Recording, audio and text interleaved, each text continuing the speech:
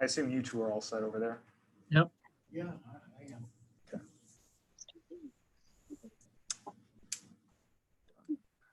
All right. You're all set. Okay, thank you, Max. So I'd like to call this meeting of the Waldeboro Planning Board, Wednesday, July 15th to order. We have a quorum, myself, Jim Russo, Sarah Hotchkiss, Johnny Cosno. And we have our trusty scribe, Susan Alexander, and Waldeboro Town Planner, Max Johnstone. So as we've been running, for those of you who haven't participated in any previous planning board meetings run this way, we have been working with, starting last meeting, a hybrid. We had a couple meetings only by Zoom, and now we're running a hybrid format. So if you could bear with me as chairman through any possible difficulties when, in terms of calling on people to make sure that they get a chance to speak, especially when we get to the citizen comments section or anybody else who wants to comment. Please bear with me, try to signal in some way if you're on video to get my attention. If you are in the town office, probably best given the scale of the camera, try to get Max's attention to make sure that you can get in the queue to speak if you wish to. Anything else you want to add to that, Max? I'll just say for clarification, tonight's meeting is solely a pre-application. As our ordinance defines it, it's about an informal and informational gathering day. This is merely about talking about a concept and an idea that is likely to change. So there are some questions that are likely not going to be answered today, but that's all going to be left to Brian and Travis, who are with us today. The second thing I want to point out is the town has not made any assurances or guarantees to any developers who have been looking at 80 Gray. I mean, I think I was only told about this maybe a month ago of just, we have an idea for 80 Gray, what do we do next? And it's led to this meeting. And the third thing I'll say is that this is not in connection to the developer who is here in September. I was asked that a few times, so this is its own separate project, just so people are aware. I don't have anything else unless Scott or any other planning board member has anything else to add, I guess. So, Scott, do you have anything else? Nope. I'll move on then. Yep. Okay. Second on the is any adjustments to the agenda. I would propose that we move the discussion of last meeting's minutes to the end, given the guests and the reporters are here that may not want to stay around for that. Could I have a motion to that effect? So moved. Is there a second? Second. Okay, motion made and seconded. All those in favor signify aye. Okay, so we will move that to the end. Is there any old business that anyone's aware of? Okay, there being none. In new business, we don't have any full site plan applications, so we will just move right to this. Oh, I'm sorry, I skipped over if there are any citizen comments not related to tonight's pre-application. Okay. So this senior housing subdivision, multifamily dwelling for the old AD Gray building, we can launch into that pre-app. And so is someone going to start off for the pre-applicants? Yeah, my name is Brian Seitz. I'm the VP of Business Development and Implementation for Volunteers of America, Northern New England. Tonight, Travis Drake, who is my partner in crime on a lot of these projects, he is the VP of Housing Operations for our organization.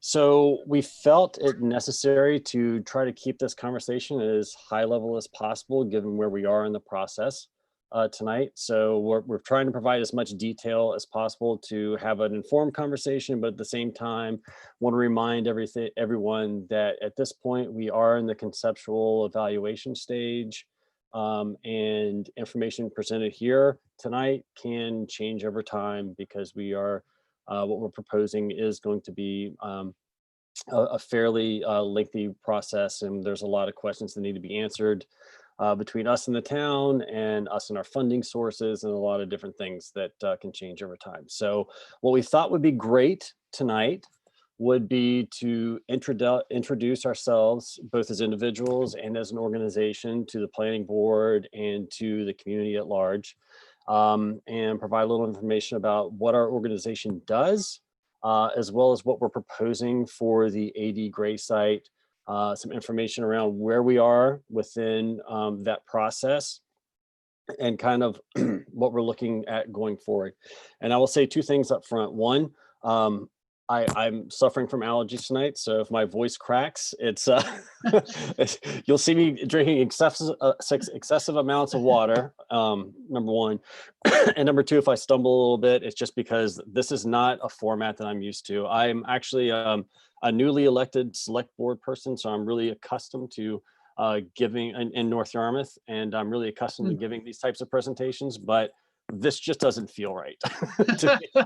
Yeah, it's an adjustment period for everybody. So, and once I share my screen, I won't see anyone's faces. So, and I tend to talk fast. So please tell me to slow down, yell at me, do anything you can to get my attention, so that I don't skip over something that's important to you. So I'm going to go ahead. I'm going to flip to the PowerPoint. When I get to the plans, I'll switch over to the PDFs of the plans that I think that were submitted.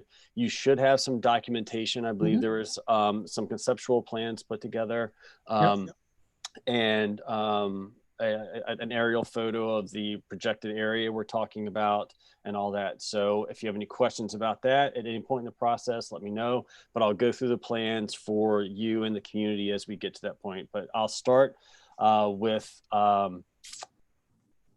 okay, so desktop. Let me just share this.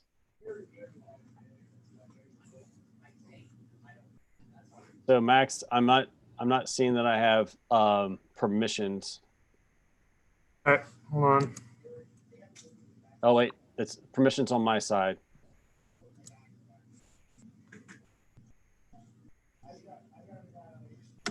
Okay, let's see if this works. Sorry. All right. We didn't have the opportunity to test this prior. So here we go.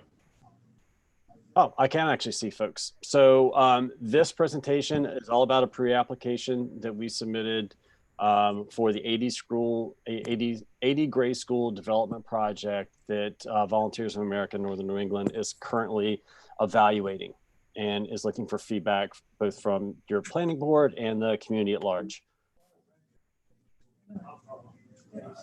So Volunteers of America as an organization, just to give you a little bit of history, it was founded in 1896.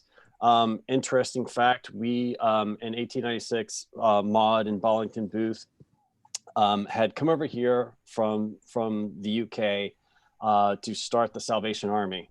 There was a dispute within the organization split, and Maud and Bollington started Volunteers of America. Our name, Volunteers, is a little bit of a misnomer. Back in 1896, that was more of a relation to having something to do with military, sort of like Salvation Army. And Volunteers of America, they actually wore sort of like military uniforms and were very disciplined and all that kind of thing. What's happened since those days is we've grown to over 33 affiliates around the country, of which we cover, Volunteers of America Northern New England covers Maine, New Hampshire, and Vermont. We are, as a national organization, we are the largest nonprofit provider of affordable housing in the United States. So that's probably the largest provider of housing that you've never heard of. And nationally, we serve over 1 million people, 1 million individuals in the past year. So we provide a lot of services. It's not just housing, and we'll get into kind of what we do with our work here in Maine and New Hampshire. And we provide a lot of veteran services. We have 3 programs: Cabin in the Woods up at the Togus campus, VA Togus campus in Chelsea, Maine. We have Scarborough and Saco program that helps house homeless veterans and provides case management services, senior services. We have 11 affordable senior housing programs, 10 here in the state of Maine, 10 housing facilities here in the state of Maine, and 1 in Loudon, New Hampshire. Behavioral health is a huge financial and employee base with us here in the state of Maine. We have 6 active programs. This spans both mental health services and intellectual and developmental disability services. And we have 2 pending programs on a project up in Belfast. There's a duplex. I'll mention more about that later. It's going to be one side mental health, one side intellectual and developmental disabilities, and those are pending programs. We're hoping to launch November 2nd of this year. We offer community justice programs. Right now in Belfast, we have a partnership with Waldo County Sheriff's Office, where we run the Maine Coast Regional Reentry Center.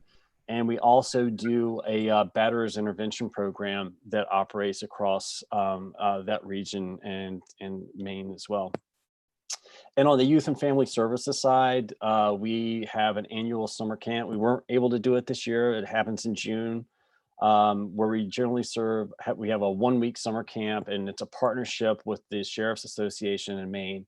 And all of the camp counselors work in law enforcement. And it's a pretty amazing camp, and definitely something to see.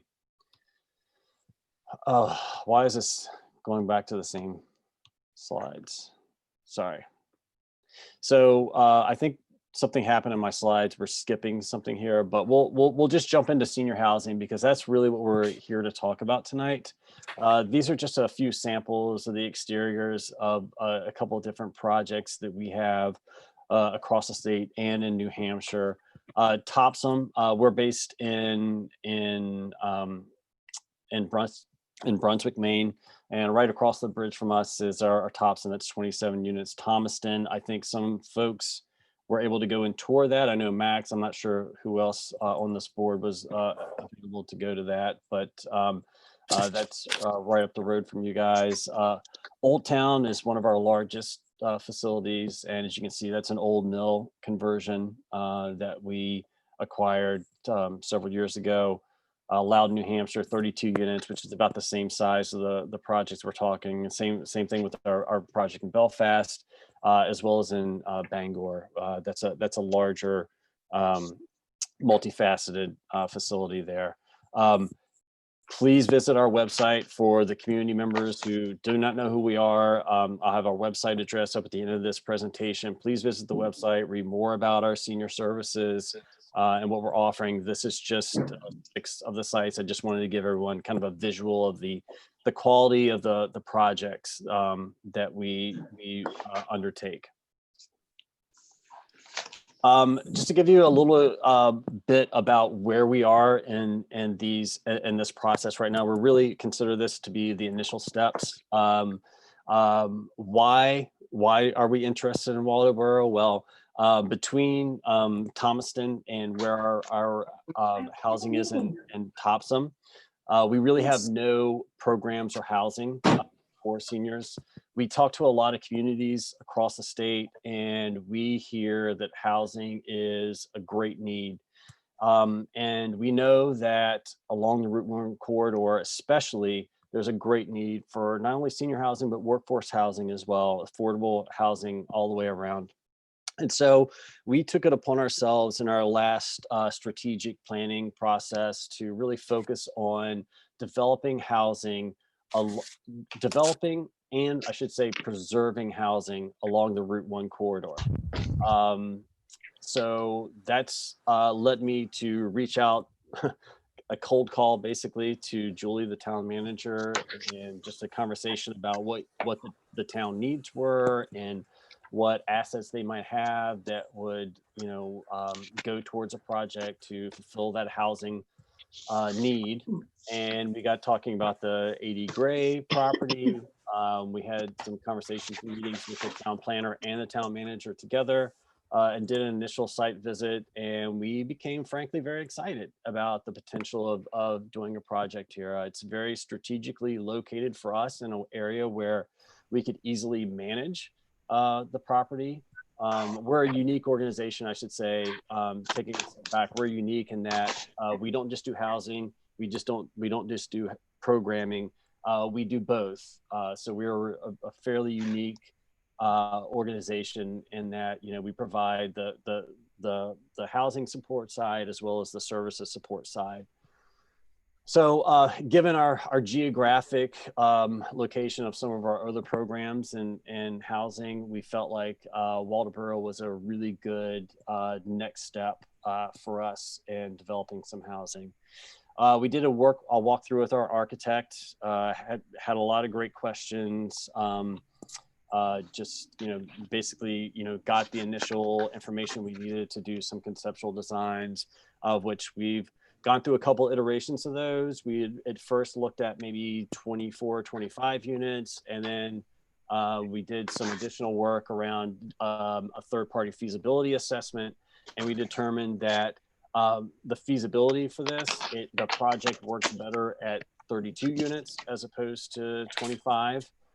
So we went back to the board and redid back to the concept and redid the designs, which I'm going to show you in a minute, around a 32 unit concept. We also had a very informative meeting with the AD Gray committee. Had a lot of great questions. I think we provided them with a little more information than they actually needed because we got kind of bogged down in, financing and a couple other things that I think at this point just aren't where we are, and those aren't the conversations we need to be having. I mean, I think this is really, we're looking at this as we're presenting a concept. We want feedback from the community. We want to know that we're all in alignment on this is the best use for this facility, and just make sure it's something that the community really wants. And then we did the pre-application submission, which brings us to tonight. As I said, our team that's doing this evaluation consists of myself and Travis, but also Terry Baldwin, who is our Chief Operating Officer. She may or may not be on the call. She was hoping to be here tonight, but she may have gotten. We have a lot of things going on, so her time is limited. Bob Foster is our architect, as you can see from the designs. He's been working with us on getting some of those concepts together, and our third party assessment and an evaluator, and will also be a third party person who will help us out with funding down the road should this project go forward, is the Genesis Fund, also based in Brunswick. Excuse me for a second.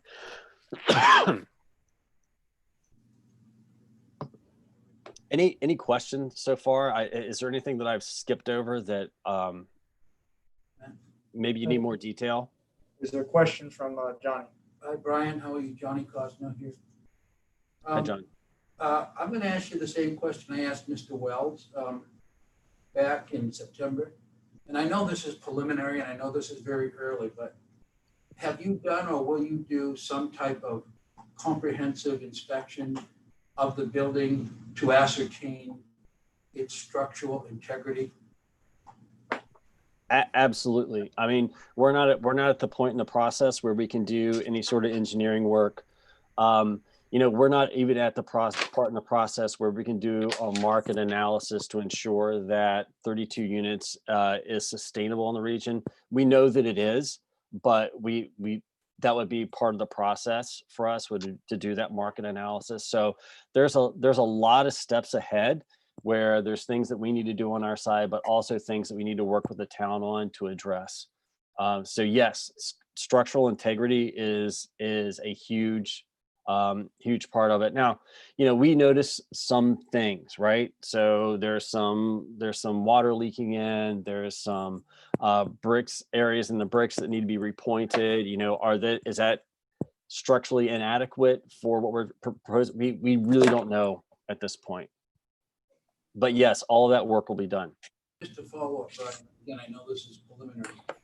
There was a concern, and I remember I asked Mr. Wells, and I looked up at my old notes, and there was a question of mold in the building due to the water. Is that some type of concern for you going forward? The mold that exists currently was not a concern for us, but we're not experts. It was not really a concern for our architect. That's more of the integrity of the roof currently. So again, I don't want to get too far in the weeds with those types of questions, because we're really, that is, we would bring in a remediation expert to look at those things before we ever started the project. Okay. Our funding sources are going to require all that. It's a really arduous process.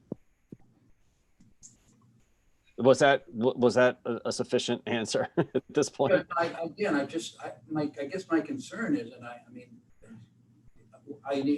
think you're a great organization. I Googled you guys and read everything, but I'm just wondering if you have these plans, and then all of a sudden you get in there and you find out, this building really has got a lot of issues, and maybe maybe it's the wrong. That was my thinking. Well, I'll be honest, Johnny. That could happen with us. It could happen with any developer who steps in to this process. So again, I think this is not a, we talk about this tonight, we make a decision, we start moving forward. I think there's months of conversations to happen after this meeting where, we're doing things on our side, the town's doing things on their side, we're doing things together to make sure that this is a viable project for everyone. That's a step-by-step cost benefit for investment of what you pay to have analyzed before you go to the next step. So absolutely. And I will say that, as a nonprofit, as a 501(c), every dollar to us is precious. So, we do our due diligence to the nth degree to make sure, not only because it's required by our funding sources, but because, we're going to own these buildings for 50 plus years. And we need to know that this is the appropriate investment for us long-term. Brian, quick question. Is there any more to the slides or? Yes, I'm going to switch to the conceptual drawings next. So if you could bear with me for a second, I think I need to. I have to stop the screen sharing so I can switch to a different one. Format, yeah. Fine. All right, now let's try this again. So let's go here. So I'm just going to walk through, share this, and view full screen mode. Okay.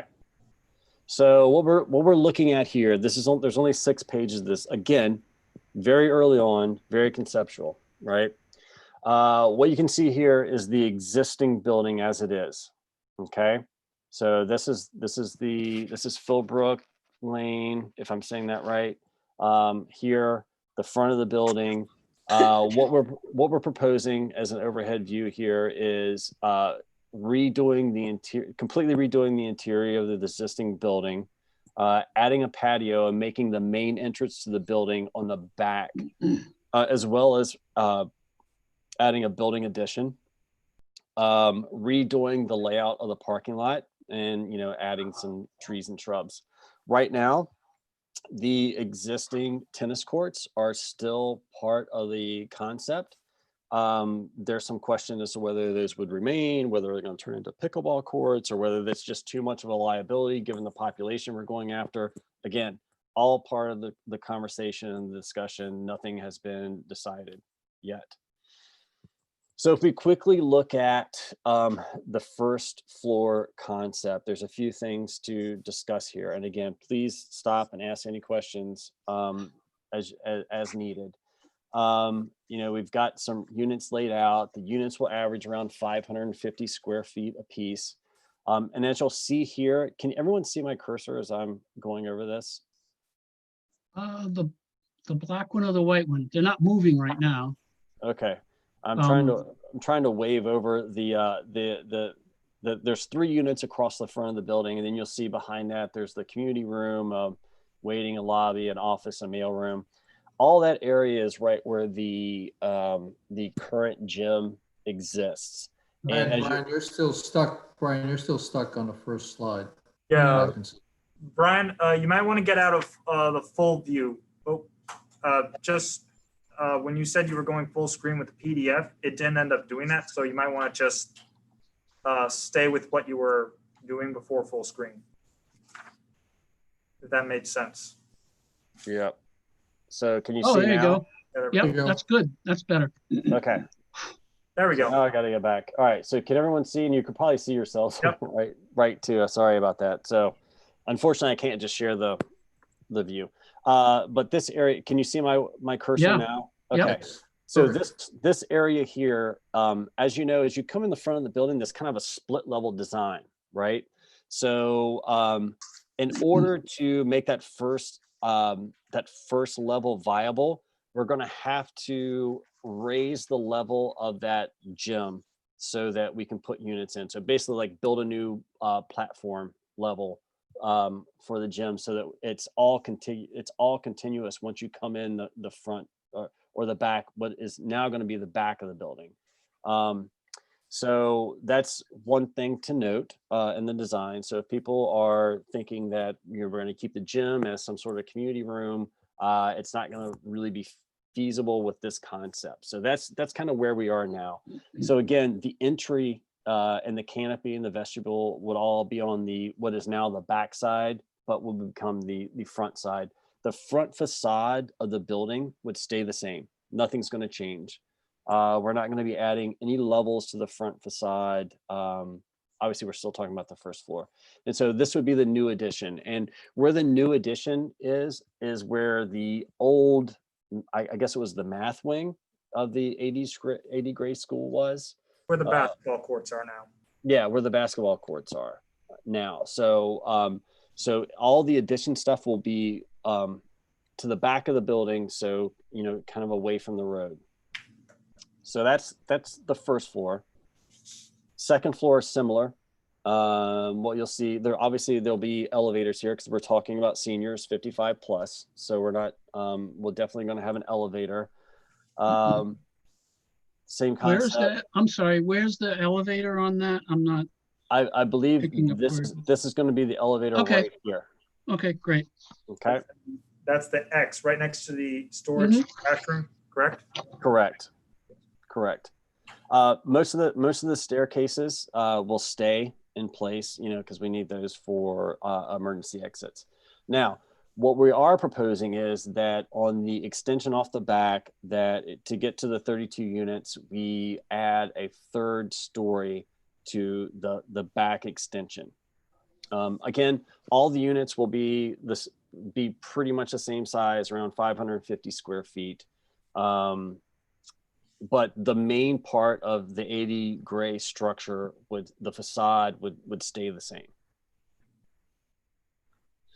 And that's just an elevation picture and an image of a layout of what the existing interior looks like. So that's not very helpful for visual. And this is the current upstairs layout. So. Question on that? Yeah. Can you hear me? I can hear you. Okay. The third floor, the only part that has the third floor is that the new extension, is that correct? Correct. So, we kind of envision doing this in a way that is not, that one would blend with the front facade, the old facade of the building, but by doing the addition on the back side, you're kind of shielding the visibility of that third floor to some degree, and it doesn't feel like it's like right on the street overlooking into other people's houses, I guess, is the best way to describe it. Right, I think that was a big fear of a third floor for people who live near it, because it literally is going to block light. So Yeah. the third floor there is pretty unobtrusive from what I can see. And again, this is conceptual. Excuse me, could I ask who was talking just there? The woman's voice, Yeah, that's Polly McGrory. She's from the audience. okay. We'll let this one slide, and I'll tell her about the rules going. Yeah, I forward. would, I'm sorry. I'd like to save all the citizen comments and questions till we get to that portion after Brian gets to finish and the board gets to finish. So that's the end of the conceptual drawings. Does anybody want to go back and look at one of the slides and discuss anything before I move back to the PowerPoint presentation? Barbara, you're muted. I can see you're trying to ask a Oh. question. I am. Can you hear me now? Yes. Okay. Hi, Brian. So I'm sorry, I missed the first 5 minutes because I was zooming to an old meeting. Anyway, I'm here now, and I missed your introduction, and I apologize if you have to repeat yourself here. But conceptually, these units, they are apartments that get rented. Is that correct? Correct. Okay, and then you have a meeting and an office space on the first floor. Is that 24-hour help in the buildings, or is that just kind of a 9 to 5? What happens in that office? I guess what I'm trying to get at here is I'm wondering if this kind of unit creates any jobs in the town. Yeah. So Once it's running. So I'm going to let Travis answer some of the specifics around, what kind of hours and whatnot. But what I want to specify in this is that this is not an assisted living facility. This Okay. is an affordable housing facility with supportive services. We provide the property management, meaning that we screen the individuals coming in to make sure that they meet the low to medium income criteria, that they meet the age criteria, all those kinds of things. But Travis, are you on? I can't see you, so I'm sorry. Yeah, I'm here. Do you want to talk a little bit about like the services we provide in our senior housing and what might be available here to the individuals who would be living there? Yeah, so typically in our senior housing, we have a property manager, and depending again on the size of the property, they may be there just part-time. Sometimes they're at the site full-time, but that would be during the day hours. We also have a maintenance person at each property, and for this size, they'd probably be there 24 hours a week, but they're on call 24/7. So they're available after hour for any emergencies that may come up. And then we have resident service coordinators at every site. And again, they're this size property, and its initial plan would be part-time. And that individual is there really to assist the residents with any needs. If they have any health insurance questions or need to find resources within the community, if they need to apply for benefits. Recently, we've had a lot of seniors who had to file taxes just because of some of the CARES Act. So they're really there just to support the residents, but they don't provide healthcare services. Again, it's independent living and not assisted living. But if someone needed in-home support care, they would work with a provider to find that support for the resident. Travis? Is Yeah. that you, Johnny? Yes, it's me. I'm sorry. Okay, go ahead. I can see, and I have a question. I think I'm getting a little bit confused, but is this, would people need to, for instance, veterans, would they have special criteria to get in, or like Section 8 housing, or what is the criteria for people, or what population? Is there an income ceiling, or how would you go about determining who would get a unit? So depending on the funding source, usually they require some sort of income qualification. So if we use LIHTC, low income housing tax credit funding, the individuals would have to meet the income requirements, which would mean in that county in Knox, in individual, I believe it's right around $32,000 would be the max someone could earn. Is there an age? What is the age range? The proposal right now would be 55 and older. Okay. This is Sarah. And the income and age, they could change depending on the funding source. So I think that's important to mention. And you know, what we're describing right now is generally what we look at in our senior housing, across all of our senior housing. But the funding sources that we use to develop these projects can tweak some of those things. You know, generally we're not going to go below 55. You know, that's kind of the standard.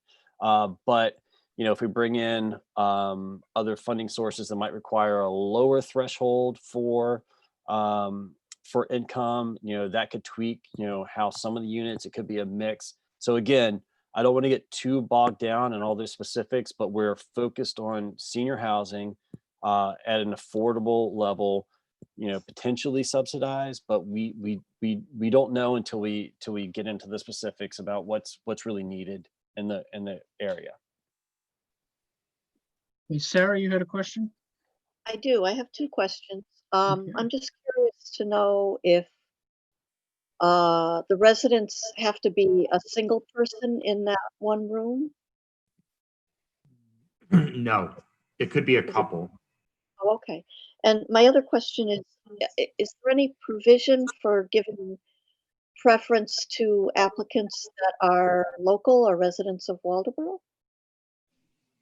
We typically don't have local preferences for our senior sites. A lot of times what we find can be the case is it's not just seniors moving from that town into our senior housing sites. It's also seniors that may live elsewhere moving to be closer to family.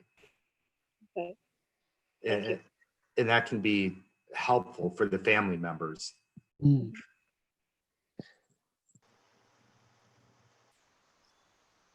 So I had sort of a structural question.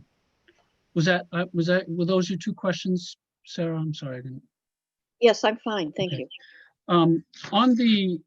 So the addition would be 3 stories. How much tall? I mean, obviously you don't have much detail, but approximately how much taller is that going to be than compared to the current building?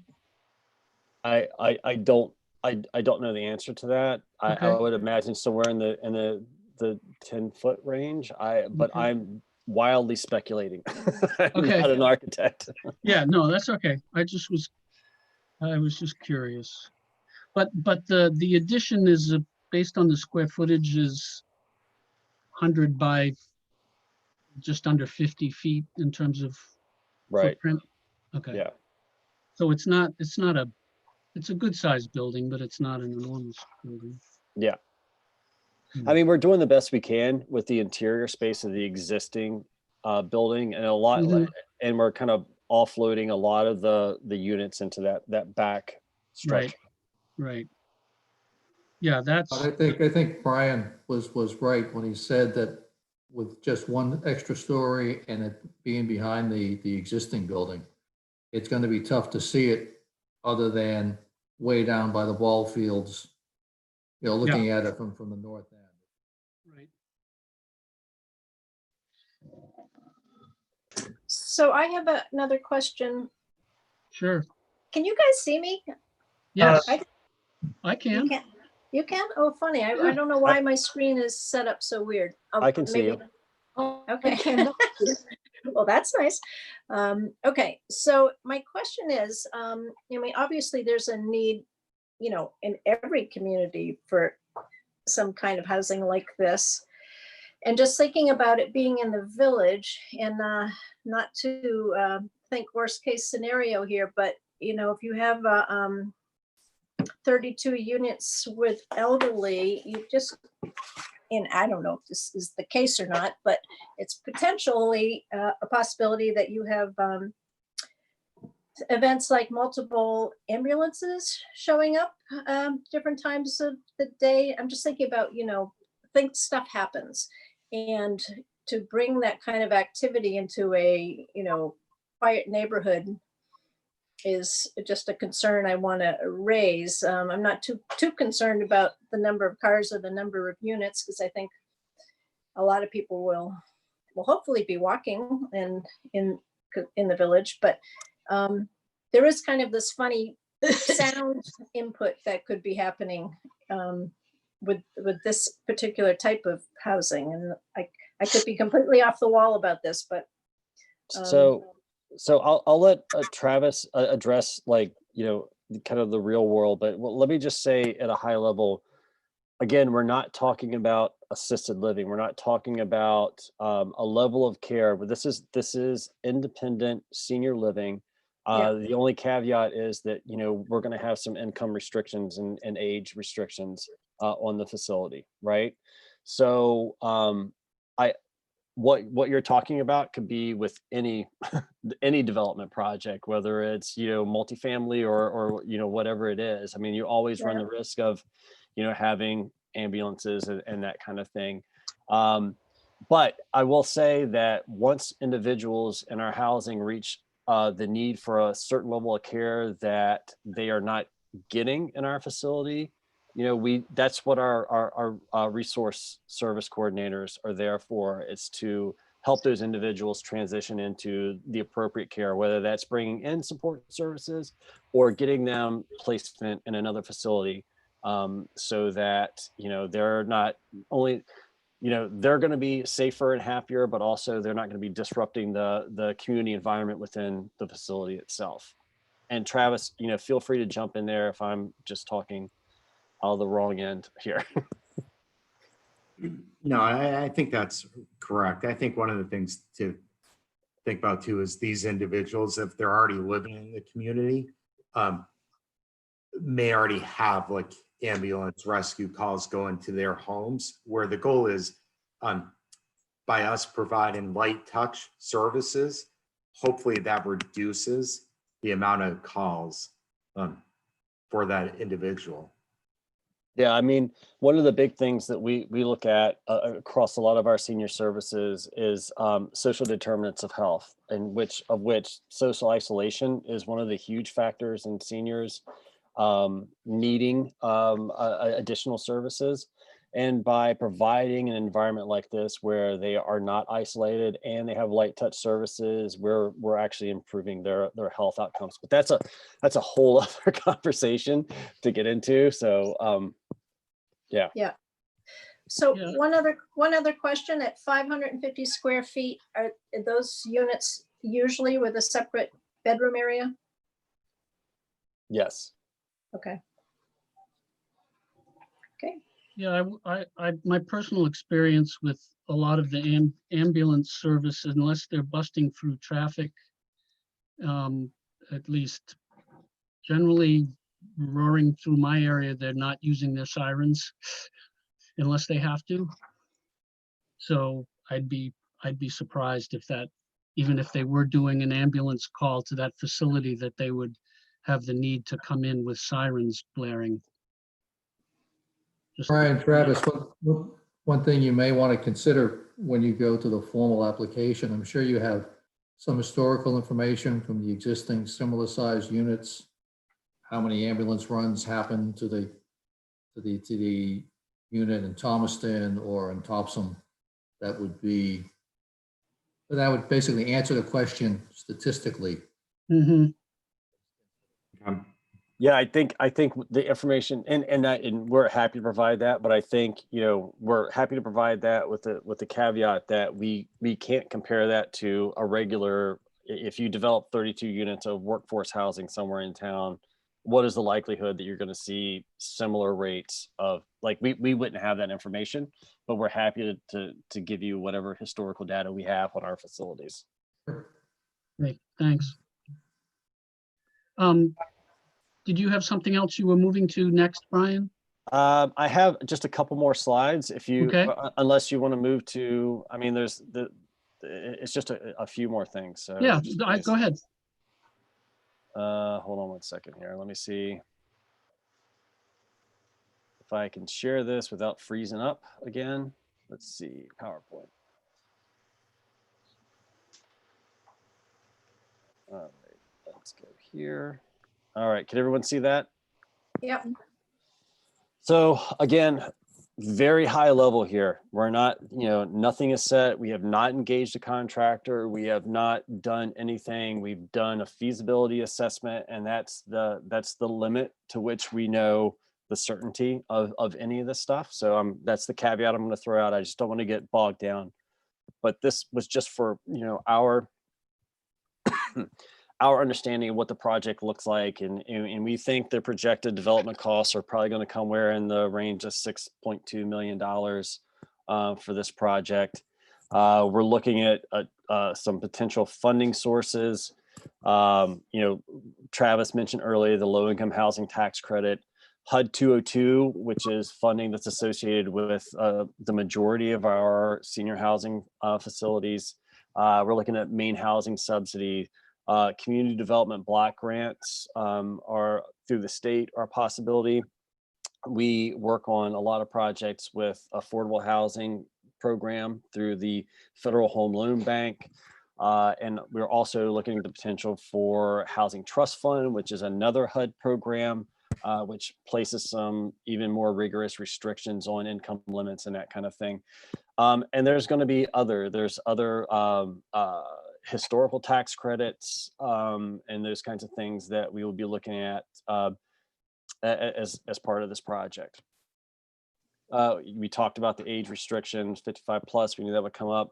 The LMI commitment, depending on the funding source, it's going to be anywhere from 30 to 45 years. So you're looking at affordability in your community for the next 30 to 45 years. Based on the requirements with those funding.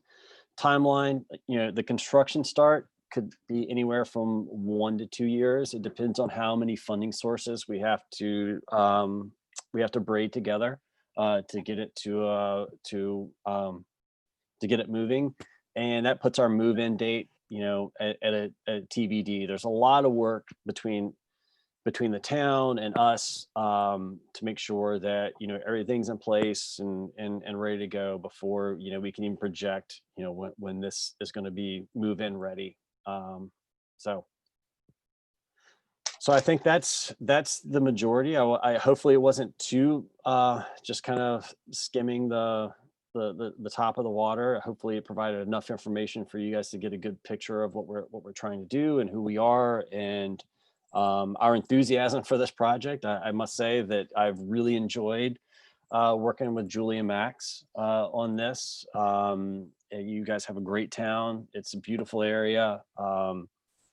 Again, strategically for us as an organization, it fits really well with the region and what we're trying to do along that Route 1 corridor. So yeah, we're excited to kind of move forward with this. If the planning board and the community is interested in doing something. Brian, quick question. Sure. I was just curious. You said you did some demographics and surveys. What did you rely on to figure out Waldoboro, Maine? Again, what kind of data or demographics did you guys use to determine that this would be a good or an ideal spot for you? So So we haven't done that market study. The market study will give us the demographic breakdown and, what the region can support in terms of number of units and all that kind of stuff. So that part has not been done. What we have done is we've run a feasibility assessment on the project as the viability of the project overall. That means if you do X number of units and we use X, Y, and Z funding sources, is the project sustainable over 30 years, for example? So we've done that work. We strategically have looked at the region and talked to a lot of the housing providers and Maine Affordable Housing Coalition partners that we know, and said, hey, we're interested in looking at the Route 1 corridor as a possible development zone for us. Number one, are we stepping on anyone's toes in the affordable housing area? And number two, what is the need? And the answer to number one was no, there's not enough affordable housing developers in the Route 1 corridor. And two, is there a need? Absolutely. I guarantee if you talk to any town in Maine right now, the one thing, if you ask them what their biggest need is, it's housing of all kinds, affordable housing being kind of top of the list. So again, we're talking really high level at this point. But we feel like for us as an organization, this is a very viable project for us and something that we would like to pursue further. And we feel that anecdotally, at least for the region in general, this is not only a good project, but also a modestly sized project that the region could handle based on the information that we have currently. Okay, thanks, Brian. Is there before I go to other, and I see Barbara, you want to ask a question, but does anybody anticipate going back to the slides? Because if Brian could come off of the presentation frame, then everybody would be much bigger, and I could see, like right now, Johnny's really small, so it's hard for me to, that I got, but it would make it easier for me to call on everybody if it's bigger. So I can always switch back if people have questions. Great. Yeah. It would help. Let me I have to change my format here. Okay, great. That's better. Okay, so Barbara, you had a question. Yeah, I have two questions. That meeting room on the first floor, the main floor, generally, the way you run your facilities, do you see that as being something that's sort of available to the town at large, or is that pretty private to residents of the building? That's a really great question. I'm going to let Travis answer that. So some of our community rooms, we do allow outside groups to use at times. Obviously, we want it mostly available to our residents, but we do allow outside groups to use our rooms. Okay. So my other question too, I understand your site plan is very general, but when it comes to actual planning board presentation, the stuff you did locate your dumpster, which I appreciated, but with the front door being in the back of the building now and the back being the front, things like compressors and all that kind of mechanical equipment, I would appreciate seeing that and how you're going to screen that and how that's going to, basically you don't want to present a closed off property to the rest of the village, and how you're going to handle that kind of stuff. I don't know if it's all up on the roof or beyond on ground equipment, but so I'd be very curious, and I'm sure that'll all be part of your plan, but having the back door, the front door being in the back sort of brings up all those kind of issues. Yeah, So, most of our buildings, to kind of answer that, most of our buildings, the only thing we have outside other than the dumpster would be a generator. Most of the mechanical is contained within the property itself. okay. On the roof. And Barbara, I'll extend the invitation to you and any of the community members. You know, if you want to take a tour of our Thomaston or Belfast properties to kind of get an idea of our general layout and design with these buildings, Mhm. they all have a common theme across them. So you'll get a good feel for how we handle those kinds of things. And actually, I have one more question. Go ahead. Scott, okay? Yeah, go ahead. So say you have a 56-year-old person who is signed a lease on one of the units. Can they, do you have any expectations about how much of the year they're in their apartment? Can they sublet it? How much flexibility does a renter have for their space? That's a Travis question. Yeah, so they couldn't sublet the unit just because they need to qualify based on our funding source. So there are regulations that require that person to be the one in that unit because they qualify for it. The other, and typically in our lease, we would have an expectation around, we might have someone that may go to visit family, but generally we kind of limit how long someone can be out of the unit. Okay.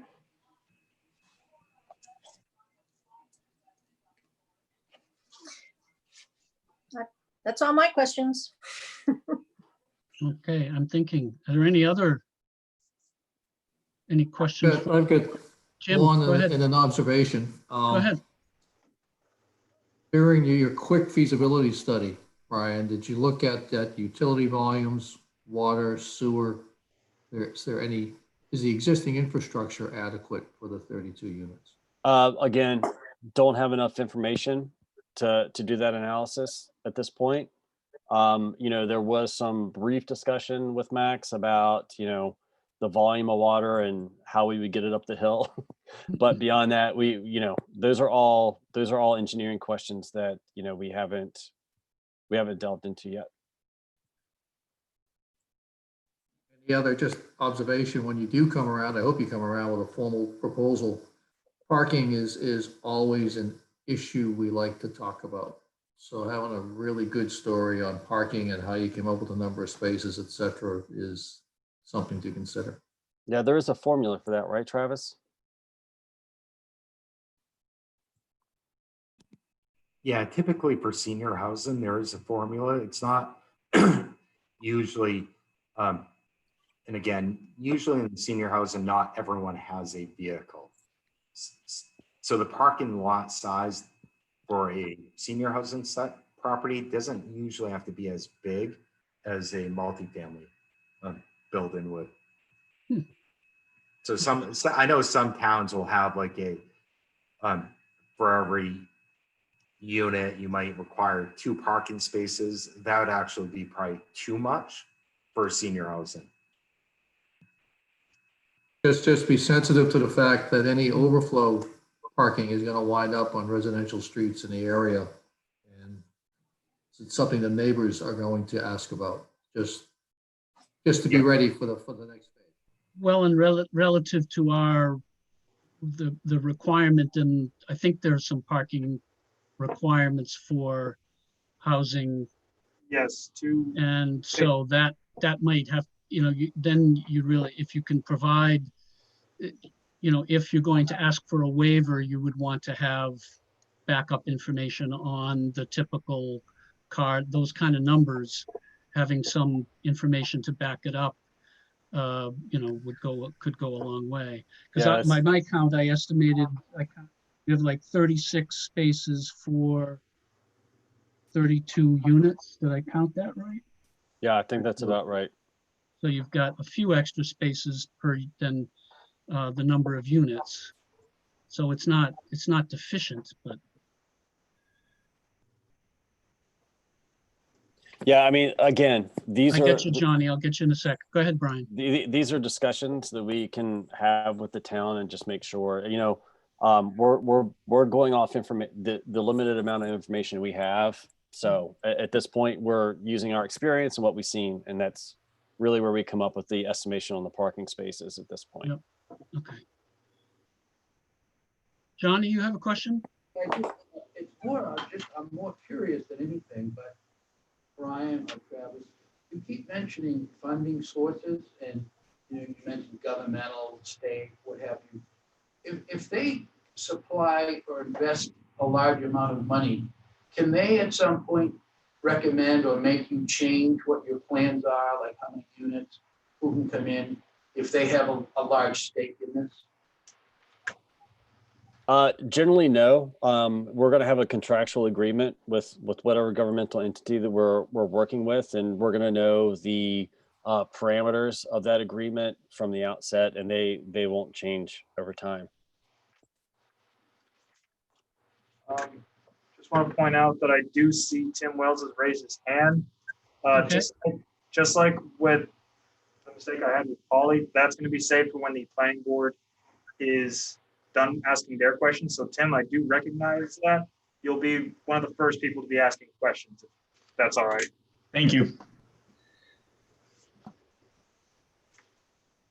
Are there any other questions or comments from the planning board at the moment before we do move to citizen comments? Yeah, I have one more. And I'm sorry, I don't remember exactly what you said, Brian, but I think a couple of times you mentioned this project was considered a high-end project. Is that the words you used? Barbara, I don't think Yeah. you weren't here in the beginning when I clarified that this is a separate project.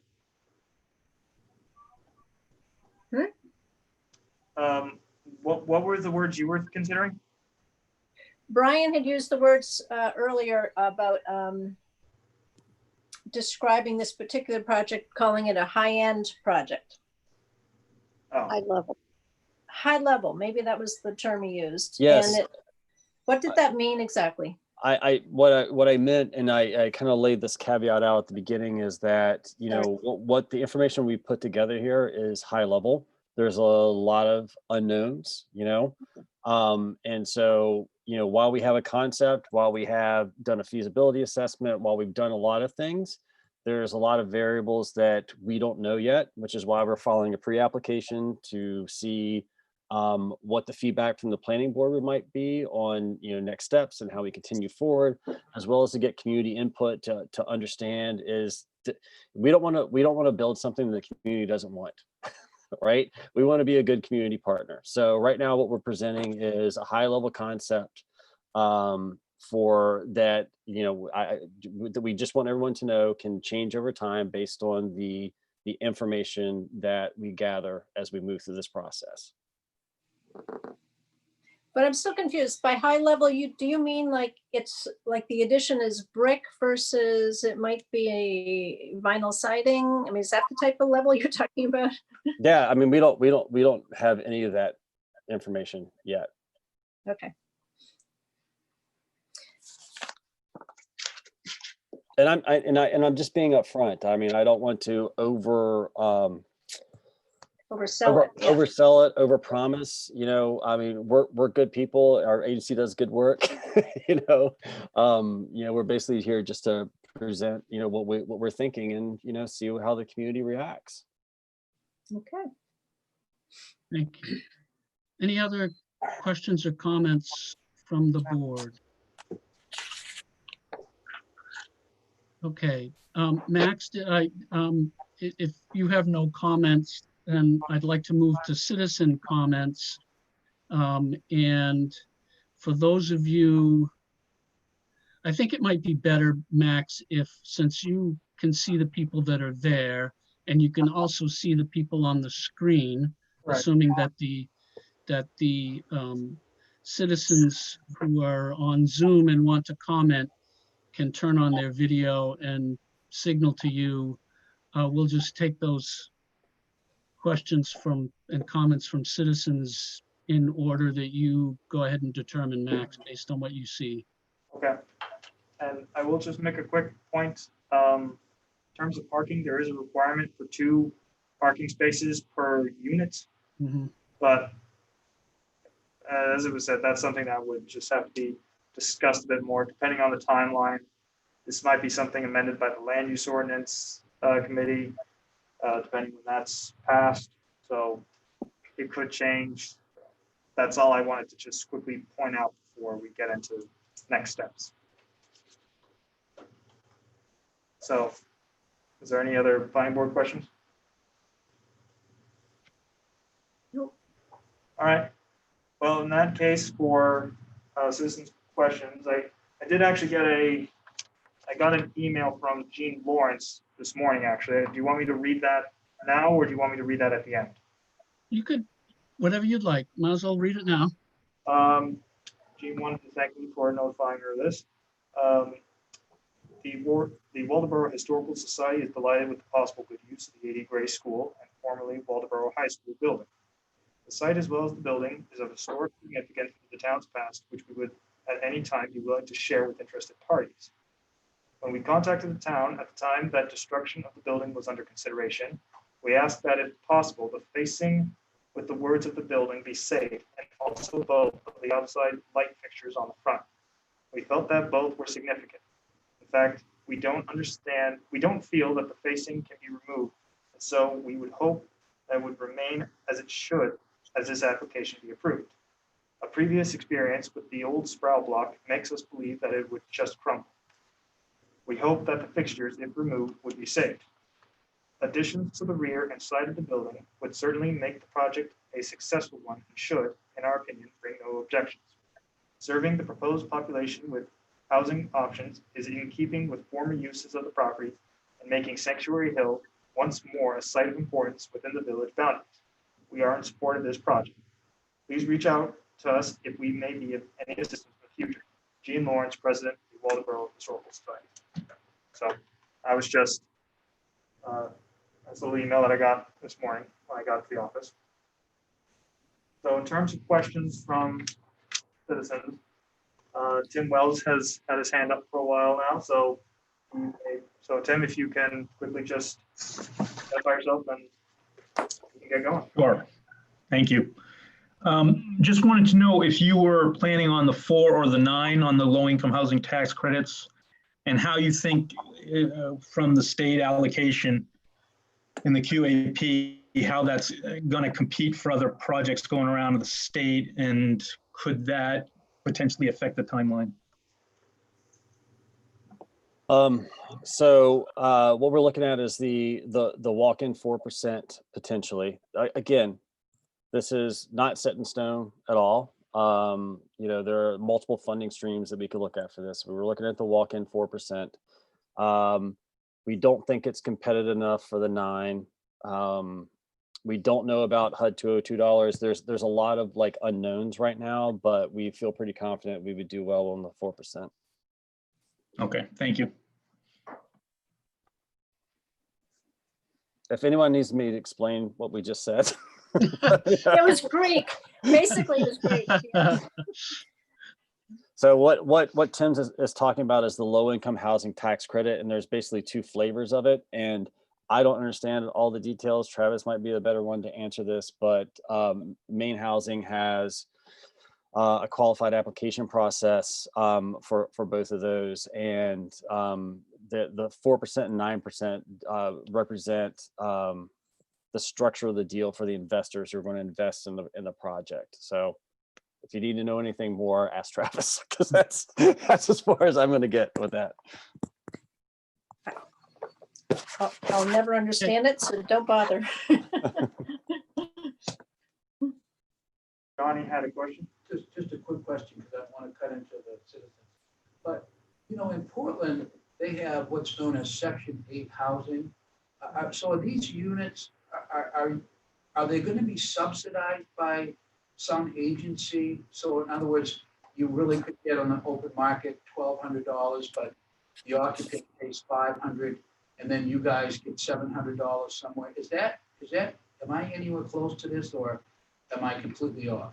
So I'll start it, and then I'll let Travis give the more technical detail on that. That all depends on the funding mechanisms that we go after. If it's housing trust fund, they would bring in what's called project-based tax-based vouchers to some of the units, potentially. We don't know if that's a possibility, in which case they would be similar to the Section 8 you're describing. But I'll let Travis kind of describe how like LIHTC and those kind of things work on the actual rent payment side for the individuals who would live there. So the LIHTC really kind of tries to keep the rents affordable. So there, again, same with the income requirements, there's a max rent level that someone would pay. If we go after the PRAC 202 funding, those units would receive a subsidy similar to a Section 8 subsidy. So an individual in a PRAC 202, which are all of our other senior housing sites, for the most part, have the PRAC 202 subsidy. They pay 30% of their income towards rent. And then we are subsidized from HUD, the difference in the contract rent. This is and this is again why when we start talking about multiple funding streams, why that we are going after 32 units versus 25 units to make the project more viable. Mhm. So if I could summarize all this, I'm capturing that that your organization is has to be sort of a chameleon. And in other words, you're not going for necessarily, there's not just one kind of funding that you use. You're just, depending on the situation and what's available, try to work your housing and your requirements for the renters to fit a model of one of the various models that allows you to get funding to support that. And since there's lots of different funding mechanisms, you can't be sure till you get closer which is going to be the one that's most viable for this site. Is that correct? That's correct. And the funding streams are shrinking all the time and changing. In 2010 they stopped the the HUD PRAC 202 altogether, and they're just now offering those again, but they're not offering them at a level that you could do an entire project. So that's why you need multiple funding streams to make these projects work. So that's why we when you hear us talking about low-income housing tax credit and PRAC 202 and AHP and all, you kind of need all that stuff to make it work anymore. Okay. And will you know the answers to those questions when you do apply, when you do again come in front of the planning board? Yeah, because what we'll have done at that point is, we'll have done the, all the pre-development stuff. So we'll, know the engineering of the building, and we'll understand, what that looks like. We'll know if we're eligible for things like historical tax credits. We'll know a lot of the answers that we don't know right now because we have to work out some of those details with the town. So yes, We'll know exactly what funding we're going to go after. We'll know exactly what the timelines for those funding streams are. We may not know exactly when we're going to break ground, but we'll have a good idea based on all that information. Travis, you're on mute if you're trying to say something. And just to add, all of the funding nowadays, it's extremely competitive. So there's no guarantee, like even if we apply for the low income housing tax credit, that we'll receive it. It's hard. It is extremely competitive across the state right now. Yeah. And things like community development block grants at the state level, like, sometimes they have hundreds of thousands of dollars that they'll be ready to throw at a project. And then some years they won't, it just all really depends on a lot of factors. But like I said, as we get to putting a full application together, we'll understand, what's the most viable options for the funding at that point. Okay, thanks. Max, do you have another person next who wants to? Yeah, Polly McGrory has a question. I'm wondering, obviously this is a very complex process. And I'm wondering, do you have any estimate, if tonight is step one, as far as the town is concerned, what's step two? When will we be seeing you again, and how far along, what parts of the plan will you be able to present to us? I really think that's kind of on the planning board to guide us on this. We're not 100% clear on what the processes are with the town. Again, we're a 501c3. Every dollar's precious to us. In order to make this project go forward, we're going to have to invest some money in the pre-development costs. And so there just needs to be a recognition between the town and VOA as an organization that we're committed to this project. And getting to that commitment standpoint is kind of what what we're doing tonight is trying to get that first step out, make sure it's a concept that the town is not only comfortable with, but a concept that they want. And then give us feedback on what next steps are to get us to that next phase of putting in a full application. That sounds good. And I want to be very clear with the planning board and with the community that we really want this to be a community dialogue. The last thing that we want to do is put, a 45-year commitment in the middle of your town and you guys hate it.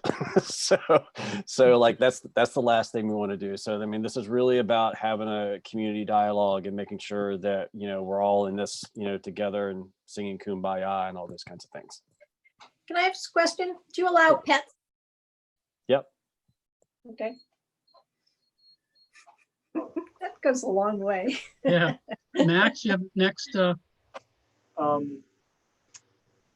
I don't have any I'm not seeing anything. I probably had another question on follow up on that. Well, I see some other people have joined that Yes. have no video or mute, and I just want to make sure that if they want to ask something that they get the opportunity to, that's all. Yeah, Susan, for your minutes, I have Freeman Zausner, and I'm sorry if I mispronounced your name, Phil Maynard. They joined in during the presentation. Maynard, M-A-Y-N-A-R-D. M-A-Y-N-R-D. N-A-R-D, yes. Yes, hi, that's me. I really don't have any questions. I've been following along. And, Oh, no, it wasn't a question. It was just attendance for the minutes. yes. Great. Okay, good. All right. So are you are you in a butter or in the neighborhood or just in the town? I'm one of the owners of 31 School Street, so I'm just Okay. down the road just slightly. Okay, I'm right. It's within eyesight of it. great. Okay, thank you. Thanks for coming. Okay. So are there any other citizen comments or questions? Not that I'm seeing right. Okay. I see Tim Wells has his hand raised. I'm not sure if that's from earlier. Oh, I can't see Tim? him at all. So Tim, did you still have No, that's still a holdover. Okay. okay, freeze frame. Okay. I mean, I can quickly sort of answer Paulie's question about what the process is, like what's the next step. Please do. It is going to be a bit more about something that was very important with this pre-application is we do want to hear the feedback from the community when this is done. The 80 Gray Subcommittee, which consists of myself, Julie Kaiser, Freeman Zausner, who's in the audience tonight, remotely, Saran Pine, Bruce Metrick,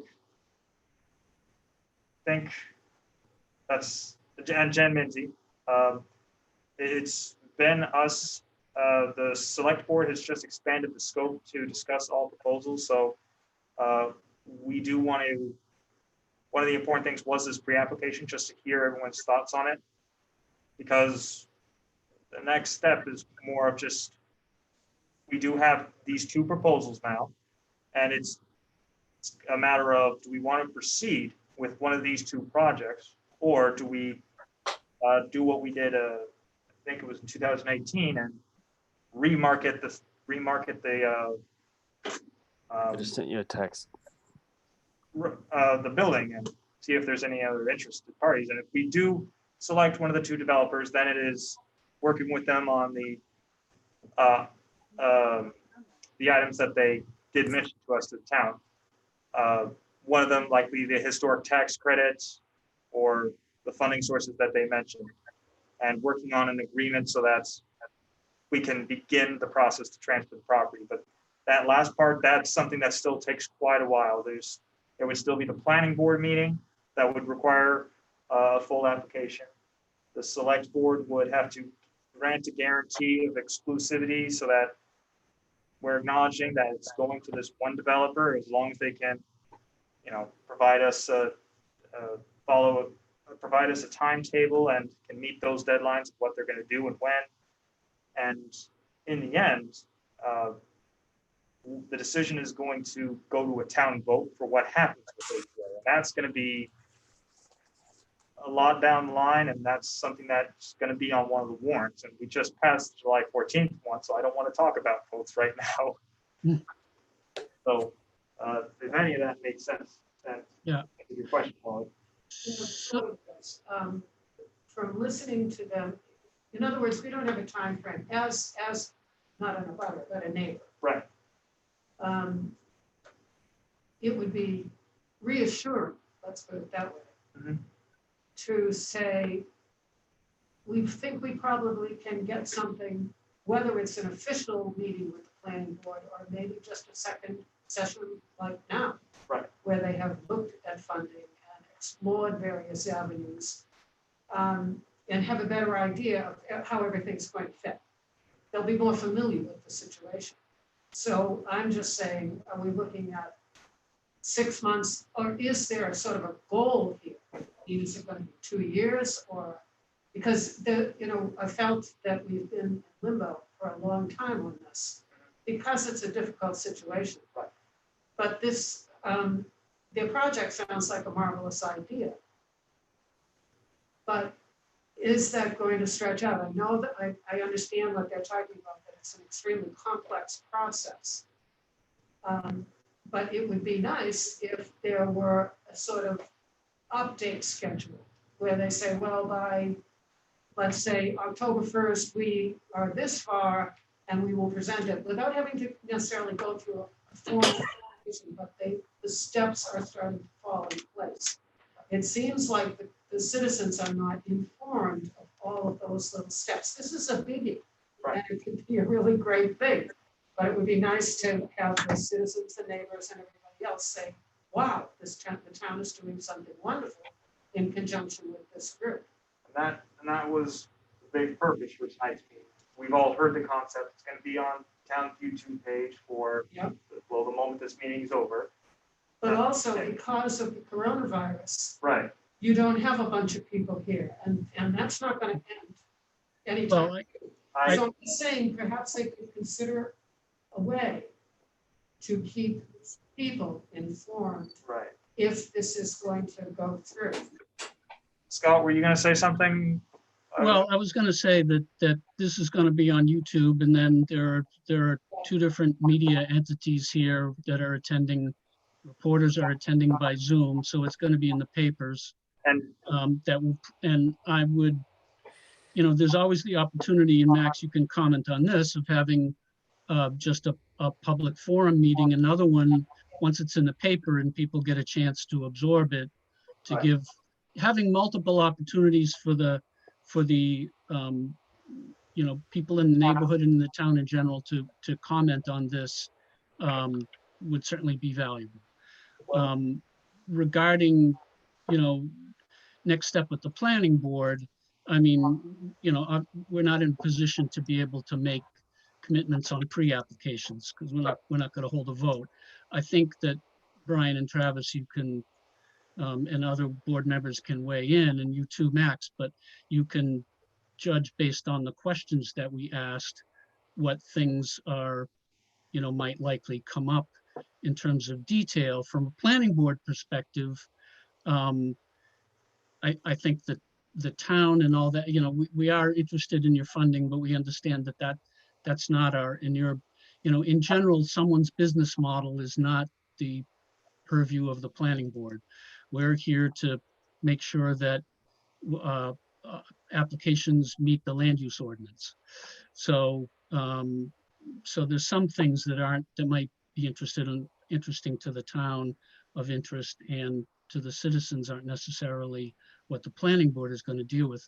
The main, my summary of all the questions and comments and your answers in your presentation today is the biggest potential issue is whether you're going to ask for a waiver for parking or not, and if you're going to ask for a waiver, what your backup information to ask for that waiver. In looking through my notes, I don't see, I mean, there was a lot of good questions and comments and answers, but I think a lot of your answers on the facade and the size and shape of the building and the layout and where you're going to put the parking and the entrance and all that answered a lot of the questions that I would have had. So is there anything else from the planning board do you guys feel that that was an accurate summary of our discussion? Yep. Yeah, I would agree as well. I think the other comment to make is that even though we've had limited participation, usually when a proposal comes up, something like this, anybody that's against it is going to show up. You're not going to get a whole lot of people coming out with COVID and everything to speak in favor of it. It's just human nature. But the fact that there's nobody here saying, no, I don't want it, there's a problem, I take that as a positive vote from the community. Well, and I'll just quickly say in terms of notice, I did put an ad in the paper, the Lincoln County News, and did invite Alex from Lincoln County News along with Christine Simmons from the Courier Gazette. I did send letters out to School Street residents as well as residents on Philbrook Lane, just to get a figure of the neighborhood, as well as the abutting properties on Main Street. And I have received a few interested calls, people who did want to come, did want to participate, and I gave three options for participating live. There was what you're doing now, you come, but I said this to everyone, I had to limit it to very few people just because I didn't want to fill up the room, and I never know how many planning board members will come, and they should take priority in the room. And I didn't know if Brian and Travis were going to come as well, but everyone else. Can't hear him. Yeah, you're breaking up a little, Max. Can't hear me? I caught most of it. You've done your due diligence in terms of alerting people to the meeting. Right. I do think once assuming that things appear in the newspaper, you might get some more feedback, and at some point, Right. maybe there's an opportunity to generate more by just a informal meeting. I don't know if that's necessary or not. It may be up to you guys, Brian and Travis, but I'm open to that. And honestly, if there's members of the community that contact the town office and want to ask questions, you can direct those questions to me, Max. I'm happy to take phone calls and emails.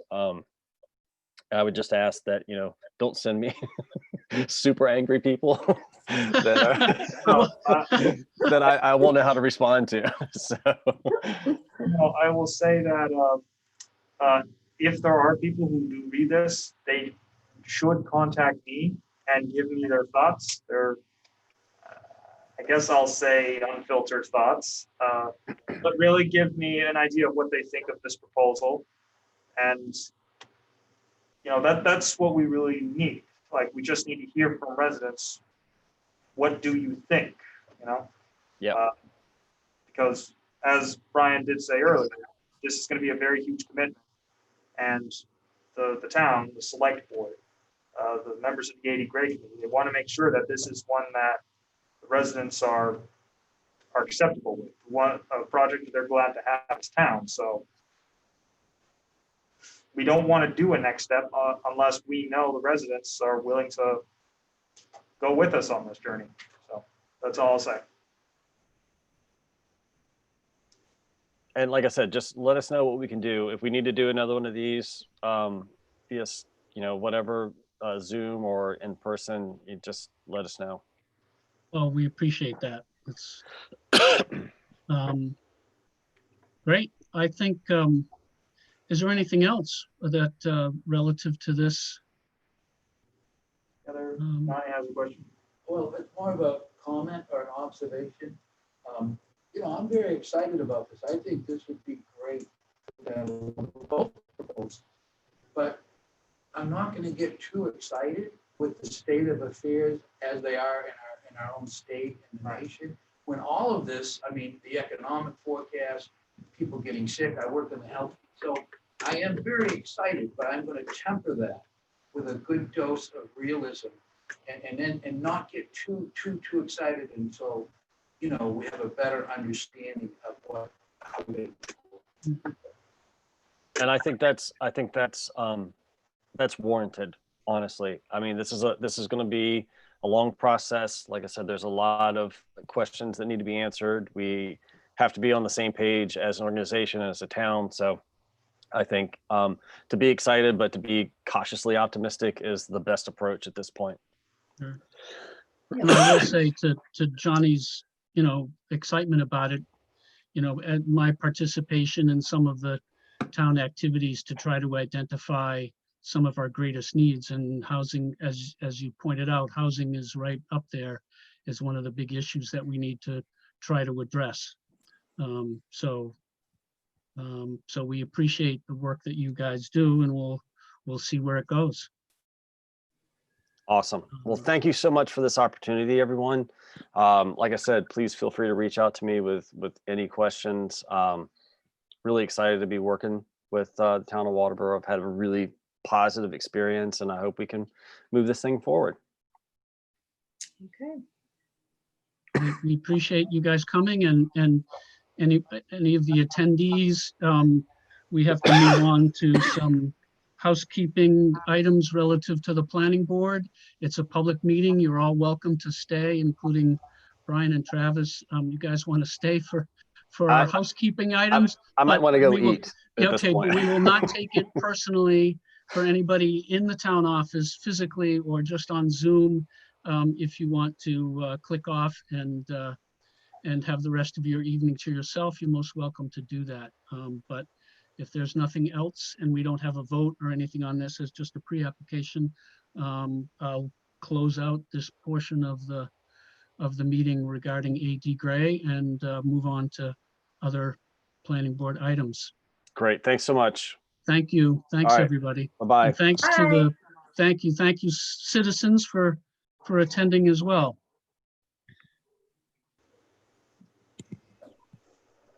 So, planning board items. We postponed the discussion of the minutes from the meeting last week. And I have a couple of changes, so I don't know whether everyone has had a chance to read these and wants to discuss them tonight, and I can add my changes in, or we can postpone this till the next meeting and I can send my changes. I didn't catch these. I'd like to move them. I'd like to move them to the next meeting. Okay. I'm happy with that. Is that a motion? That's a motion to move them to our normally scheduled meeting date. I'll second it. All those in favor? Aye. All Aye. opposed? Motion carried. Okay, thank you. Susan, I'll send you my changes based on the last version that Max sent out. Okay, and what is the date of the next regular meeting, please?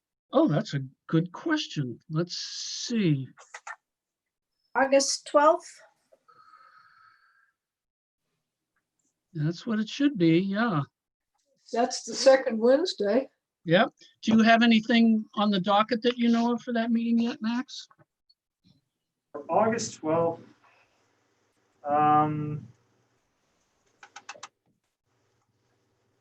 no, I don't have anything.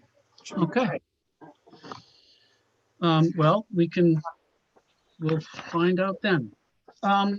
before we, well, I guess we can do it in order. We have, the next item is selection of officers.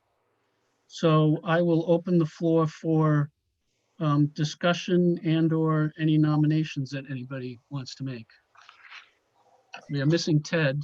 I presume that I don't want to volunteer, nominate Ted. Is it- to Is it possible we could also move this to the next planning board meeting? Are we in any rush date-wise to accomplish this? Are we, Max? Are we okay? It's usually something that should be done at the start of the fiscal year, but again, we can't. move Which this. is when? It was July 1st. July 1st. Oh, So we can move it if we would like. It would just So- something that should be handled at the beginning of the meeting.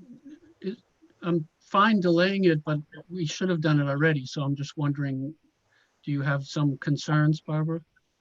You don't have to share just them, that but- this is a special meeting and, with one subject on the agenda, and rather than treat it as a full board meeting, I don't see, anyway. I'm hungry. Yeah, except if there's no items, if there's no applications or pre-applications for the August meeting, I don't want to have to hold a meeting just to do this if we can get it done. Because the Okay. minutes I'm happy postponing, but the only person we're missing is Ted. So Okay. if we Well, can I do would- it quickly, I- if we can. Go ahead. I would like to propose that we maintain our current head of the board and second in command, which would be Scott as chair and Jim Russo as second. Unless somebody else really wants to do it. Like you, Nope. I'll second that motion. Johnny, do you have any comments as the only other? I think the board's going just really fine on the way it is, to be honest with you. I mean, we could probably use another member or two, but We talked about that last time. We really, and Max said he was working on something. So, so if there's no other discussion, there's been a motion made and seconded.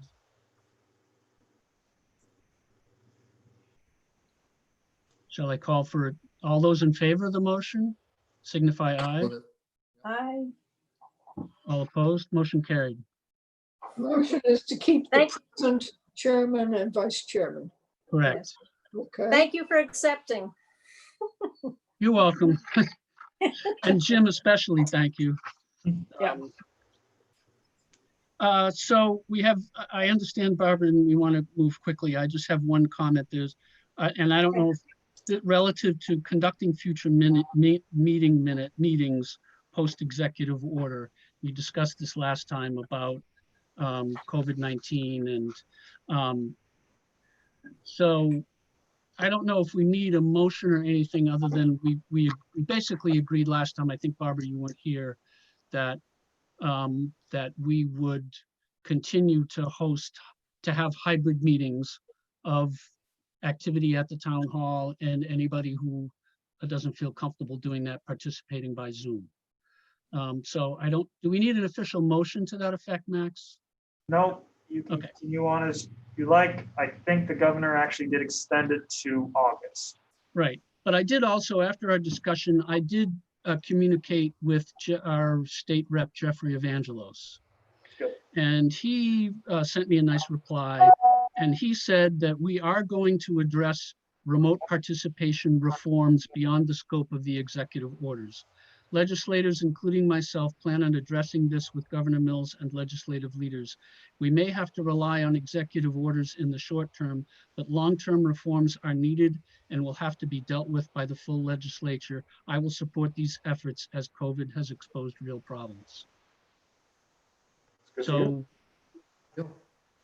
So I think that's positive, and it's good to hear that. And any other board members that want to contact, and I haven't sent anything to Dana Dow, but the more our legislators hear from us, the better we'll be. But at least it's it's already been recognized, and so the legislature has at least some plan to work on it. So I think that's good news. Okay. Anything else for tonight? I don't have anything. Well, I appreciate everybody being here on such a beautiful evening. And if there is nothing else, we'll wait for you, Max, to let us know about what's on. If there, other than the meeting minutes, there isn't anything else for the next meeting. So if something doesn't come up, we can have a free August. If not, we'll let everybody know. I was about to say, if there's no application, I assume it's going to be a canceled meeting. That would be my assumption and preference. How about from everybody? We could start doing revisions of one of the ordinances if you want, but We'll start that in September. okay. That'll probably be our September meeting. Okay. All right, Go I ahead. make a motion to adjourn. Seconded. Motion made and seconded to adjourn. There being no debate or discussion on a motion to adjournment. All those in favor signify aye. Aye. All opposed? Motion carried. We are adjourned. Thank you very much, Awesome. everybody.